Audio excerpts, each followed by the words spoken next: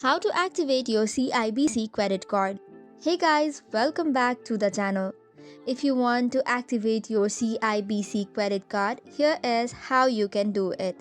You can head over to the official website of CIBC from using any of your preferred browser. The preferred method is using the application to activate the card. So for this, you can head over to your Google Play Store or App Store depending upon your device type and tap on the install button to get logged in. Once logged in, tap on the three horizontal lines in the menu which is in the top left corner and scroll down to select the option of Activate Card. This requires your details regarding card number, your card expiration date, and the CVV, which is the last 3-digit security code.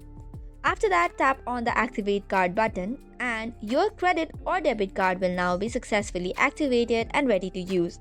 So that's it for today's video. For more such contents, do not forget to hit the like and subscribe button. Thank you and keep watching.